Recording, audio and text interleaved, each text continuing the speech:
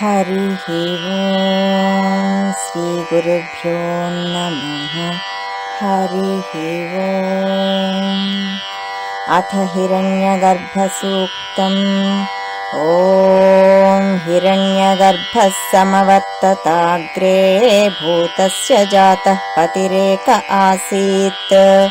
सदाधारपृथिवीं यामुते मां कस्मै देवाय हविषा आविधेम। य आत्मदा बलदा यस्य विश्व उपासते प्रसिशं यस्य देवाः।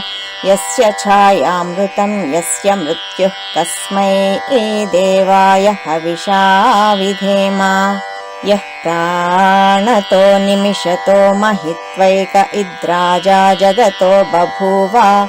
य ईशे अस्य द्विपदश्चतुष्पदः कस्मै देवाय हविषा विधेम। यस्येमे हिमवन्तो महित्वा यस्य समुद्रं रसया आसहाहुः।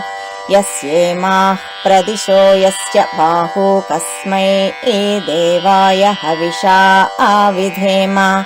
येन द्यौरुग्रा पृथिवी च दृळ्हा येन स्वस्तभितं येन नाकाः।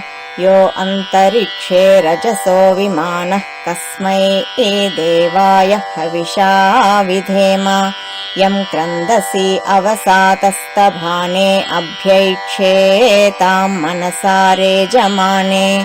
यत्राधिसूरवुदितो विभाति कस्मै देवाय हविषा विधेम। आपो हयद्बृहतीर्विश्वमायन् गर्भं दधाना जनयन्तीरग्निम्।